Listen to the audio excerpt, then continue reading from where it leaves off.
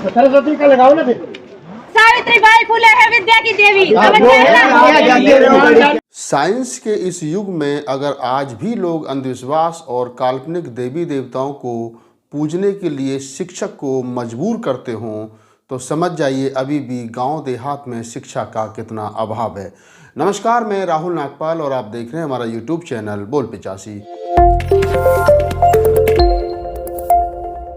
भारत में लंबे समय से इस बात को लेकर के बहस छिड़ी हुई है कि ज्ञान की देवी सावित्रीबाई फूले है या सरस्वती है। हिंदू धर्म के मानने वाले लोग और वो तमाम जो हजारों साल से इस देश के अंदर जिन्होंने काल्पनिक देवी देवता बना रखे हैं, उन तमाम लोगों का हमेशा से ये कहना है कि जो एक मूर्ति हर मंदिर, हर विश्वविद्यालय, हर कॉलेज में उन्होंने लगाई है, जिसको वो ज्ञान की देवी सरस्वती बता करके हमेशा से पुजवाते रहे हैं। पहली क्लास से लेकर के जब बच्चा स्कूल जाना शुरू करता है तब से लेकर के और वो पीएचडी, एमफिल और तमाम वो डिग्री करने के बाद में प्रोफेसर, डॉक्टर, इंजीनियर कुछ भी बन जाए, लेकिन उसके मन और मस्तिष्क में एक बात हमेशा से रहती है कि इस देश के अंदर ज्ञान की देवी जो है वो सरस्वती है। लेकिन जब से वाम से माननीय साहब काशीराम, बाबा साहब डॉक्टर अम्बेडकर, फूले अम्बेडकर ये आंदोलन तेज हुआ, तब से बहस छिड़ी कि ज्ञान की देवी सरस्वती नहीं बल्कि सावित्रीबाई फूले है। और आज उसी का एक रिजल्ट जो है वो राजस्थान के एक ज़िले में देखने को मिला।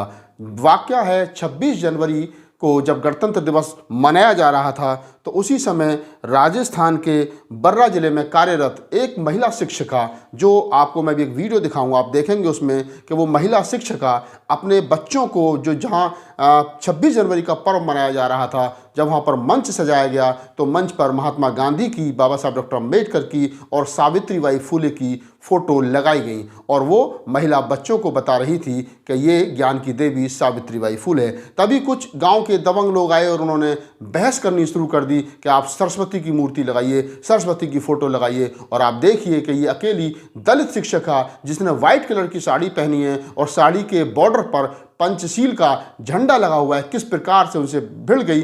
पहले आप ये वीडियो देखिए। प्रोग्राम है, बच्चों की देवी तो सरस्वती है। बच्चों की देवी तो सावित्रीबाई फुले है। देवी सरस्वती है।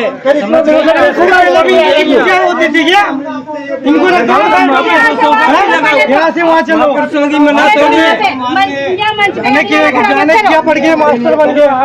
देखो भी बैठो और आराम से प्रोग्राम देखो। नहीं देखें प्रोग्राम बंद होगा, तो यहाँ कुछ भी नहीं होगा। नहीं, पूजा करना पड़ेगा। नहीं करना पड़ेगा, नहीं करूँगी पूजा। नहीं करूँगी पूजा करके देखो प्रोग्राम बंद करेंगे।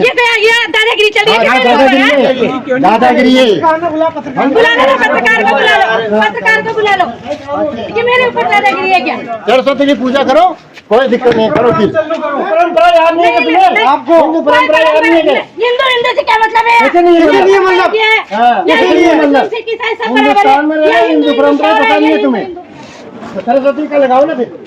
सावित्रीबाई फुले है विद्या की देवी। आपने देखा ये वीडियो, और वीडियो में किस प्रकार से वो बहादुर शिक्षिका अड़ी हुई है और दबंग जो गांव के लोग हैं वो यहाँ तक धमकी दे रहे हैं कि हम, अगर आप यहाँ पर सरस्वती की मूर्ति नहीं लगाओगी तो हम यहाँ पत्रकारों को बुलाएंगे और आपके खिलाफ कानूनी कार्रवाई करेंगे। लेकिन वो अड़ गई और कह रही है कि नहीं, ज्ञान की देवी सरस्वती नहीं बल्कि सावित्रीबाई फूले है। तमाम मुल्क के लोगों को ये मालूम है कि सावित्रीबाई फूले ने अपने पति राष्ट्रपिता ज्योतिराव फूले के साथ मिलकर के जिस प्रकार इस देश के अंदर महिलाओं के लिए शिक्षा के सूत्रों के लिए शिक्षाओं के दरवाजे खोले। उन्होंने जनवरी 1848 को पहला स्कूल जो है वो महिलाओं के लिए खोला। उनको परेशान किया जाता था, उनके ऊपर गोबर फेंका जाता था, उनके ऊपर मिट्टी फेंकी जाती थी, लेकिन सावित्रीबाई फूले रुकी नहीं और वो हमेशा इस देश की महिलाओं की शिक्षा को लेकर के अडिग रहीं। लेकिन ये कुछ पाखंडी लोग जो हैं वो सावित्रीबाई फूले को ना पढ़ करके आज भी काल्पनिक देवी देवताओं के पीछे भागे रहते हैं। और जिस प्रकार से आपने इस वीडियो में देखा कि एक महिला दलित शिक्षिका अड़ गई और वो कहती रही कि नहीं, ज्ञान की देवी सावित्रीबाई फूले है और सावित्रीबाई फूले की ही फोटो यहाँ पर लगाई जाएगी। लेकिन अब ऐसे में क्या कहिए कि जब सरकारें अंधविश्वास को बढ़ावा दे रही हूँ, सरकारें कहीं ना कहीं काल्पनिक देवी देवताओं को बढ़ावा दे रही हूँ, और सरकार भारतीय संविधान के आर्टिकल 51A, जो कि भारतीय संविधान का आर्टिकल 51 ये कहता है कि सरकार की जिम्मेदारी है, स्टेट की जिम्मेदारी है कि वो लोगों में वैज्ञानिक सोच डेवलप करे, वैज्ञानिक सोच पैदा करे। ऐसे में ये पाखंडी लोग जो सरकार में बैठे हैं, चाहे वो बड़े पद पर हैं, चाहे वो छोटे पद पर हैं, चाहे वो जिले लेवल पर हैं, चाहे वो बड़े लेवल पर हैं, वो तमाम लोग जाकर के मंदिरों में लेट जाते हो, पाखंडी बाबाओं के चरणों में जाकर के लेट जाते हो, तो ऐसे लोगों से आप क्या उम्मीद करोगे कि ये लोग इस देश के अंदर साइंस को आगे बढ़ाएंगे या लोगों के अंदर साइंटिफिक सोच जो है उसको डेवलप करेंगे।